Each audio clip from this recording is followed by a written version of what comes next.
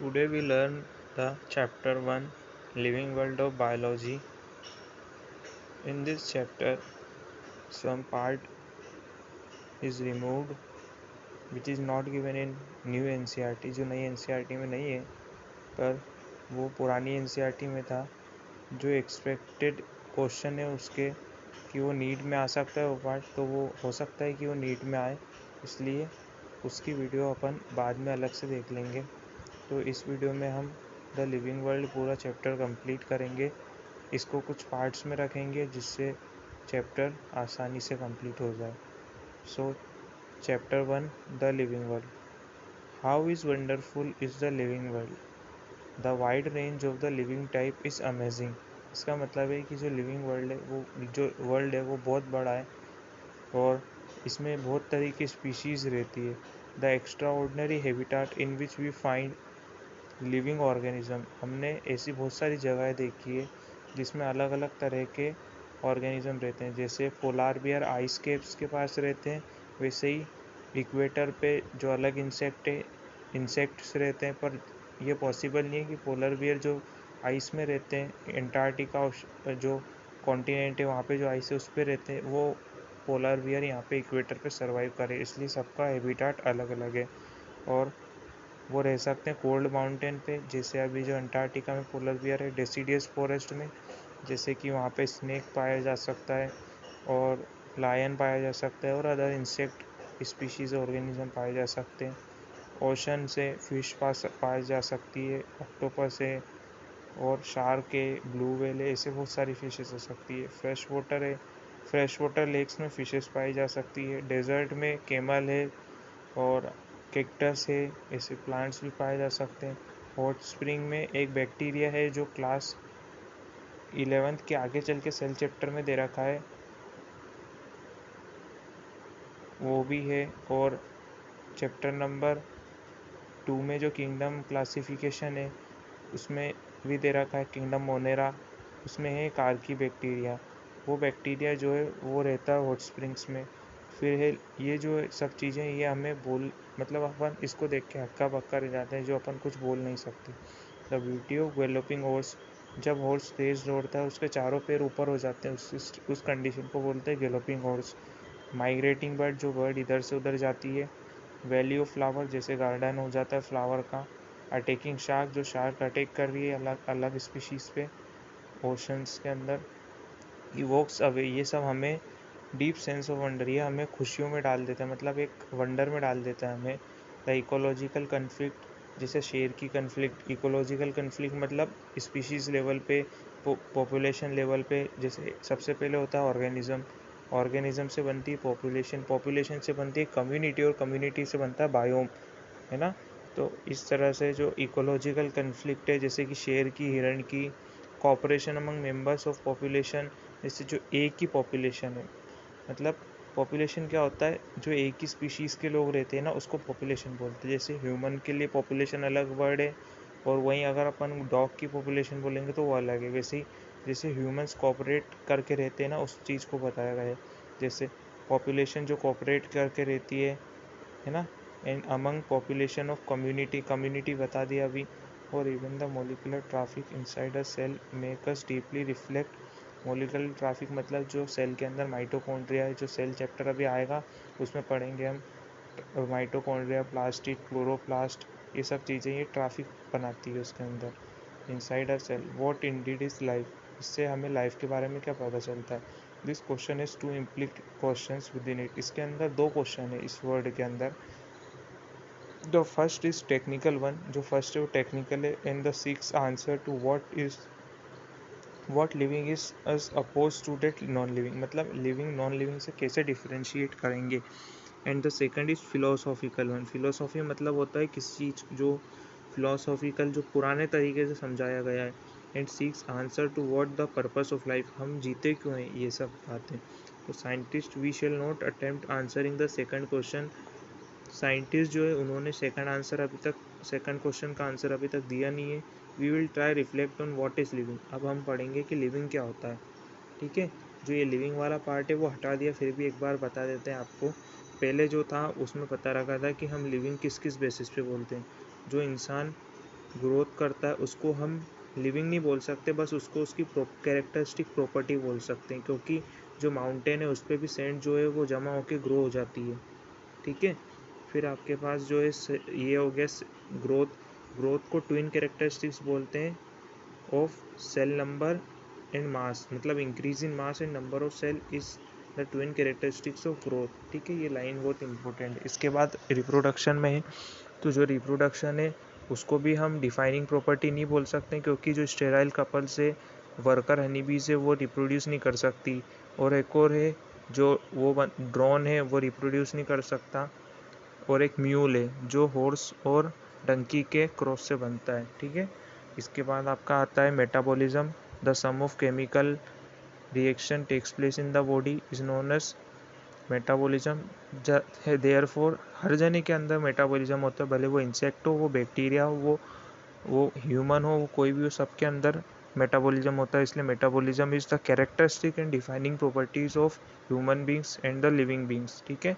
इसके बाद आता है आपके पास consciousness. All organism are conscious, living organism are conscious, hence consciousness is the defining property of living organism and the self consciousness is only available in human beings। जो human beings है वो खुद ही सेल्फ कॉन्शियस है, बाकी कोई animal, क्योंकि हम respond भी कर देते हैं उसी टाइम पे जब अपन ने कुछ, जैसे कांटा लगा तो कांटे को हटा देंगे तो अपन सेल्फ कॉन्शियस है। ठीक है। इसके बाद आता है आपके पास ये diversity in the living world. इसको स्टार्ट करते हैं। If you look around you will see a large variety of living organism, B it potted plant, insect, bird, your pets और अदर एनिमल्स एंड प्लांट्स। जब हम अपने आसपास देखते हैं तो हमें पेड़ में गमले दिखते हैं, गमले में पेड़ दिखते हैं मतलब, और इंसेक्ट है जैसे पेट डॉग हो गई, कैट हो गया, रेट हो गया, रेबिट हो गया, ये सब चीज़ें हमारे पास रहती है। फिर there are also several organism that you can not see with your naked eye, ये बैक्टीरिया के बारे में बात कर रहे हैं। और जो फंगस अपन माइक्रोस्कोप से देखते हैं वो वाली। ठीक है। प्रोटिस्ट के बारे में बात कर रहे हैं। They are all around you, ये सब आपके पास है। आपकी मुट्ठी में, हैंडफुल ऑफ सोइल में हंड्रेड्स ऑफ बैक्टीरिया प्रेजेंट रहते हैं। ठीक है। that you cannot see with your naked eye, but they are all around you. If you were to increase the area that you make observation in the range and the variety of organism that you see would increase, मतलब जितना अपन अपना area बढ़ाएंगे vision का उतने ज़्यादा organism हमें मिलेंगे देखने को। Obviously if you were to visit a dense forest, जब हम डेंस फॉरेस्ट में जाएंगे, घने घने जंगल में जाएंगे, you would probably see much larger greater number and kind of living organism in it, उसमें बहुत सारे तरह के ऑर्गेनिज्म प्रेजेंट रहेंगे। Each different kind of plant, animal और organism that you see represent a species, जो भी रिप्रेजेंट करता है, जो भी ऑर्गेनिज्म हमें रिप्रेजेंट करेगा उसको हम स्पीशीज बोलेंगे। जैसे ह्यूमन की स्पीशीज है सेपियंस, ह्यूमन की स्पीशीज़ क्या है, सेपियंस, ये आगे अभी हम पढ़ेंगे। तो ह्यूमन की स्पीशीज़ सेपियंस होती है। ठीक है। तो हर एक ऑर्गेनिज्म अपनी स्पीशीज़ को डिनोट करता है, ये इसकी लाइन का मतलब ये है। The number of species that are known and described range 1.7 से 1.8 million.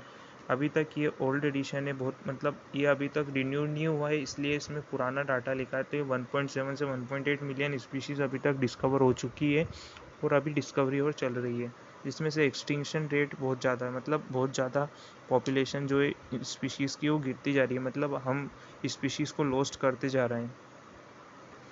This is refers to biodiversity. Biodiversity मतलब होता है number and types of organism present on earth, मतलब जितने ऑर्गेनिज्म और कितने तरह के और कितने प्रेजेंट है उसको हम बायोडाइवर्सिटी बोलेंगे। ठीक है। We should remember here that as we explore more area and even old one, जब हम नए एरिया को और पुराने एरिया को देखेंगे, new organism are continuously being identified, ये बता दिया अभी आपको। As stated earlier there are millions of plants and animal in the world, there are million, ये बता दिया ना अभी 1.7 से 1.8 million. We know the plant and animal in our own area by their local name, हम सब, जैसे कि मैंगो है तो हम उसको बोलेंगे मैंगो का ट्री है। आम बोलते हैं कहीं पे अलग नाम बोला जाता है उसको, तो वो कहना चाह रहे हैं कि हम अपने लोकल नेम से सब चीज़ों को आइडेंटिफाई करते हैं। पर अगर हम सोचें कि दूसरी कंट्री में जाके, तो अगर हम उससे बोलेंगे कि आप हमें आम दे दीजिए तो वो समझ नहीं पाएगा, क्योंकि ये तो हमारी लोकल लैंग्वेज है। इसलिए these local names would vary from place to place even within country।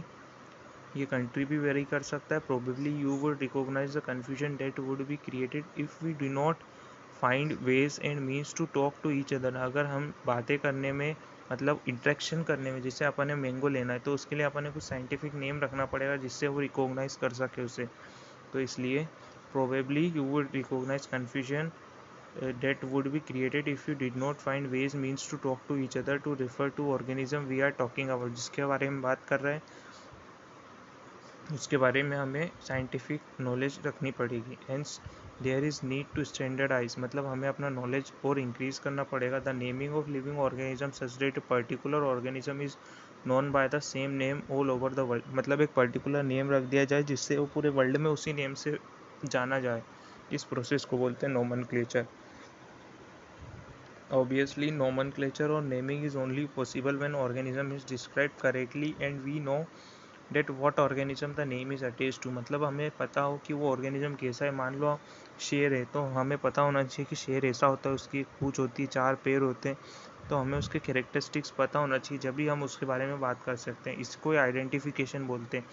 जैसे पग मार्क्स, सब चीज़ पग मार्क्स मतलब उसके जो पंजे के निशान, ये सब चीज़ों से अपन आइडेंटिफाई कर सकते हैं कि हाँ ये शेर के पंजे के निशान, उसको बोलते हैं identification. In order to facilitate the study number of scientist have establish procedure to assign a scientific name to each organism. जो साइंटिस्ट है उन्होंने नेमिंग के लिए एक साइंटिफिक बेसिस उन्होंने सेटअप कर दिया जिससे हम नेमिंग कर सकते हैं ऑर्गेनिज्म की। This is acceptable to biologist all over the world. इससे हमें सब जगह पता का रिकॉग्नाइजेशन हो जाएगा, मतलब हर जगह हम बात कर सकते हैं। मान लो ह्यूमंस का जो नेम है साइंटिफिक वो है होमो सेपियंस, तो यहाँ पे हम मनुष्य बोलते हैं। हो सकता है आगे कंट्री में उसको उनकी लैंग्वेज में और कुछ बोला जाए, इसलिए एक पर्टिकुलर नाम रख दिया गया उसका साइंटिफिक होमो सेपियंस, तो all over the world same रहेगा। इसके बाद है this is acceptable to biologist all over the world for plants scientific names are based on agreed principle. ये ICBN है। इसमें आप थोड़ा सा ये ध्यान रखना कि international code for botanical nomenclature है ICBN का, और जूलॉजी का है international code of zoological nomenclature. यहाँ ऑफ है और वहाँ 4 है। तो बॉटनी में BO आ रहा है ना, जैसे आप याद रख लेना, एक बार O आएगा तो 4 आएगा और 2 बार O आएगा तो ऑफ आएगा। ठीक है। The scientific names ensure that each organism has only one name। जो ये साइंटिफिक नेमिंग है ये हमें बताती है कि हमें एक ऑर्गेनिज्म का एक ही नाम रखना है, एक से ज़्यादा नाम नहीं रखने। Description of any organism should enable the people if any part of the world, मतलब वही बात बोली जा रही है बार बार कि हर जगह आइडेंटिफिकेशन हो जाएगा फिर ऑर्गेनिज्म का। They also ensure that such a name has not been use, दूसरे ऑर्गेनिज्म के लिए ये नाम यूज़ ना किया जाए, एक ही पर्टिकुलर के लिए यूज़ हो। अब हम थोड़ा सा आप ध्यान देके पढ़िएगा। The biologist follow universally accepted principle to provide scientific names to known organism. जो ऑर्गेनिज्म अभी तक पता चल चुके हैं उनके नेमिंग कर दी गई है। अब आप देखिए ईच नेम हैज़ 2 कंपोनेंट, हर एक नाम है उसके 2 कंपोनेंट है, generic name and specific name. पहले जेनरिक नेम लिखा जाता है फिर स्पेसिफिक नेम लिखा जाता है, जिसको स्पेसिफिक एपिथेट बोलते हैं। This system providing the name with 2 component is binomial nomenclature and this is given by Carolus Linnaeus। Carolus Linnaeus जो है इन्होंने binomial nomenclature दिया है। This naming system using the 2 word format was found convenient। ये बहुत convenient मतलब ये बहुत सफलतापूर्वक इसको अच्छे से इसको मेमोराइज भी किया जा सकता है और सब तरह से इसको वेल माना गया। इसलिए let us take the example of mango to identify way of providing to understand the way of providing scientific names better. Scientific name को बेटर करने के लिए इसको मतलब साइंटिफिक नेम को अच्छे से समझने के लिए एक मैंगो का एग्जांपल लिया इन्होंने जिसका नाम है मेंजीफेरा इंडिका। साइंटिफिक नेम जिसमें जो मेंजीफेरा है वो आपको जीनस डिनोट करेगा, इंडिका है जो स्पीशीज़ डिनोट करेगा। ठीक है। अब ये रूल से ये हो सकता है आपकी बोर्ड्स के एग्ज़ाम में आए ऐसे कि ऐसे 4 पॉइंट्स तो आप लिख के आइएगा। ठीक है। Biological names are generally in Latin. इनको लैटिन में लिखा जाता है क्योंकि जो लैटिन लैंग्वेज है उसको डेड लैंग्वेज माना जाता है, वो कभी चेंज नहीं होती। एंड रिटर्न इन इटैलिक्स, जब कंप्यूटर में लिखते हैं तो उसको इटैलिक्स में लिखते हैं। दे आर लैटिनाइज्ड और derived from Latin irrespective of their origin. ठीक है। The first word in biological name represent the genus while the second component denotes the specific epithet. जो पहला नाम है जो अभी बताया वो जीनस था और सेकंड आपका स्पीशीज़ का था। The both word in biological name when hand written, जब इनको हैंड रिटन लिखते हैं तो जो जीनस है वो आपका कैपिटल लेटर से स्टार्ट होता है और स्पीशीज स्मॉल लेटर से स्टार्ट होता है और बोथ आर सेपरेटली अंडरलाइन, दोनों को अलग अलग करके अंडरलाइन किया जाता है। The first word denoting the genus starts with capital letter while the specific epithet starts with small letter. Mangifera indica, ये आप एग्जांपल देख लेना। Name of the author appears after specific epithet, specific epithet के बाद जिस author ने उसको लिखा है, जैसे मेंजिफेरा इंडिका केरलस लिनाइस ने लिखा है तो उनके नाम लिख दिया जाएगा उस स्पीशीज़ के बाद। तो ये लिन लिखा है ना, आप देख सकते हो Mangifera indica Linn, L capital से स्टार्ट हो रहा है, याद रखना। It indicates this species was discovered by Linnaeus. अब है classification. Since it is nearly impossible to study all living organism, it is necessary to devise some means to make this possible. This is classification. Classification मतलब category में बांट देना. Is the process by which anything is grouped into convenient category based on the some easily observable characteristics. मान लो शेर है, उसके ऊपर black and orange type की जो धारियाँ रहती है उससे हम उसको आइडेंटिफाई कर सकते हैं। ऐसे आइडेंटिफिकेशन करके उसको क्लासीफाई कर दिया जाता है। For example we easily recognize groups such as plants or animals, dog, cats, insect. The moment we use any of these terms, we associate certain characteristics with organism in that group. What image do you see when you think of a dog? जब आप dog को देखते हो तो आपको कैसा लगता है? Obviously each one of see dog, ये सब आप नॉर्मल बातें लिखी हुई आप देख लेना थोड़ा सा इसको। फिर इन्होंने दे रखा है टेक्सा। जो टेक्सा होता है ना, वो टेक्स का मतलब क्या होता है, जैसे वीट प्लांट है जो यहाँ लिखा है ना, वही मैं बोल रहा हूँ आपसे। जो वीट है वो एक टेक्सा है, जो राइस है वो एक टेक्सा है, जो कैट है वो एक टेक्सा है। मतलब हर चीज़ जो लिविंग है उसको टेक्सा बोलेंगे। पर जैसे आगे आएगा आपका फाइलम, किंगडम, ऑर्डर, क्लास, ये सब चीज़ें आएगी है ना। तो जैसे अगर अपन बोलते हैं स्पीशीज़ लेवल पे पैंथेरा लियो, जो लायन का नाम है, इस पैंथेरा लियो, और बोलेंगे पैंथेरा टिग्रिस जो टाइगर का नाम है साइंटिफिक। तो ये दोनों काय में आते हैं, इनका जीनस सेम है, ठीक है, इनकी स्पीशीज़ अलग है। तो अपन इनको क्या बोलेंगे, they are of same level, मतलब इनका लेवल सेम है genus but of different taxon, taxa different है, ठीक है। आ गया समझ में आपको। अब टेक्सा आ गया, इसके बाद इस ब्रांच को टेक्सानोमी बोलते हैं। The based on the characteristic all living organism can be classified into different taxa. This process is called taxonomy. इस प्रोसेस को टेक्सोनोमी बोलते हैं। एक्सटर्नल, अब ये कुछ इंपॉर्टेंट पॉइंट है, अभी थोड़ा रिमार्क कर लेना यहाँ पे। Based on the external process, external and internal structure. External मतलब मॉर्फोलॉजिकल, इंटरनल मतलब anatomical, along with structure of cell, cytology, ठीक है। ये जो इसकी कॉम्पैक्ट टर्म है वो बता रहे हैं आपको, cytology. Development processes, ecological information, मतलब जैसे ये प्लांट्स है, इस प्लांट्स को उसने खा लिया, शेर ने टाइगर को खा लिया, मतलब शेर ने जो है आपके हिरण को खा लिया, टाइगर ने आपके हिरण को खा लिया। इसे जो ये इकोलॉजिकल सक्सेशन है ना, are essential and form the basic of the modern taxonomy. ये मॉडर्न टेक्सोनॉमी है। और जो ओल्ड टेक्सोनॉमी है ना, मतलब प्रीवियस टेक्सोनॉमी जो पहले चलती थी, उसके लिए अपन यूज़ करते हैं characterization, identification, classification and nomenclature. ये आपके बेसिक ऑफ टेक्सोनॉमी है, ठीक है। इसके बाद आपके आते हैं taxonomy is not something new, ये कोई नई बात नहीं है। Human beings have always been interested in knowing more and more. इसमें ये बताया गया है कि जो ह्यूमन बींग्स है वो नया और नया चाहते हैं, सब जने।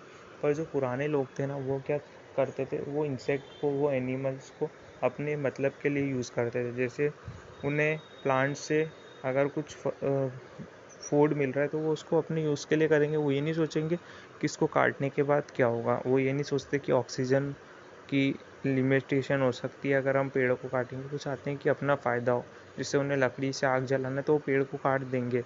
पर वो ये नहीं सोचेंगे वहाँ पर कि वहाँ पे ऑक्सीजन की कमी हो सकती है। इसलिए वो बता रहे हैं कि जो अर्ली डेज में लोग थे वो अपने हिसाब से human beings need to find source for their basic need, वो खुद के लिए, फूड के लिए, क्लोथिंग के लिए, शेल्टर के लिए। Hence the earliest classification were based on the uses of various organism, मतलब जो जिस तरह से यूज़ हो सकता है उसके बेसिस पे उन्होंने डिफाइन कर दिया। Human being were since long not only interested in knowing more and more about different kinds of organism and their diversities, मतलब ह्यूमन बींग्स जो अब नए हैं, जो अब साइंटिस्ट हैं, वो चाहते हैं कि और हम पढ़ें, डिस्कवरी करें, बट ऑल्सो द रिलेशनशिप, और रिलेशनशिप उनके बीच में इस्टेब्लिश करें। मान लो टाइगर और लायन है, तो ये दोनों सिमिलर थोड़े क्यों हैं? क्योंकि ये कार्निवोरस है, क्योंकि इनके टीथ जो है सेम सिमिलर टाइप के, इनका जो पैटर्न है ईटिंग हैबिटाट वो सेम है, ये दोनों कॉमन जीनस से डिनोट करते हैं, बिलोंग करते हैं, बस इनकी स्पीशीज़ अलग है, बाकी सब कुछ इनका सेम है, इसलिए उनमें सिमिलरिटीज़ हैं। इसी को यहाँ पे बताया गया है, जो आपसे बोला है ना कि ऑर्गेनिज्म के बारे में हम क्यों जानना चाहते हैं, तो वो रिलेशनशिप उनके बारे में इस्टेब्लिश करना चाहते हैं। ठीक है, the branch of study was refer to a systematic, जो सिस्टमेटिक्स है वो ब्रांच ऑफ साइंस से that deals with the inter relationship between different living organism. जो ये सिस्टमेटिक्स वर्ड है ये लैटिन वर्ड से, लैटिन लैंग्वेज से यूज़ करा गया है, जिसका मतलब होता है systema, which means systematic arrangement of organism. मान लो जैसे हम लिस्ट बनाते हैं तो सिस्टमेटिक लिस्ट बनाते हैं, वैसे ही systematic arrangement of organism is called systematics. जो लिनाइस है उन्होंने जो अपनी बुक है सिस्टमा नेचुरे, ये सिस्टमा नेचुरे जो बुक है ये प्लांट्स के ऊपर लिखी हुई है। इन्होंने 2 बुक लिखी है, जो एक मेंशन करी है एनसीईआरटी में, Systema Naturae as the title of his publication. The scope of systematics was later enlarged to include identification, nomenclature। अपन ने टेक्सोनॉमी में क्या पढ़ा था? कैरेक्टराइजेशन, आइडेंटिफिकेशन, नोमेनक्लेचर, और एक और क्या रहेगी? क्लासिफिकेशन। तो ये 4 चीज़ अपन ने टेक्सोनॉमी में पढ़ी थी, पर सिस्टमेटिक्स में आप देखिए क्या क्या है। आइडेंटिफिकेशन है, इसमें कैरेक्टराइजेशन नहीं दिया, आइडेंटिफिकेशन, नोमेनक्लेचर, क्लासिफिकेशन, ये 3 चीज़ दी है पर कैरेक्टराइजेशन नहीं है। और एक और इन्होंने ऐड कर दिया कि systematics takes into evolutionary relationship. तो हम क्या बोलेंगे सिस्टमेटिक्स के लिए? Systematics is the science, is the branch of science that deals with the classification, identification, nomenclature and evolutionary relationship. So अभी हम यहीं तक रखते हैं, फिर इसको आगे से कंटिन्यू करेंगे। Thank you for watching.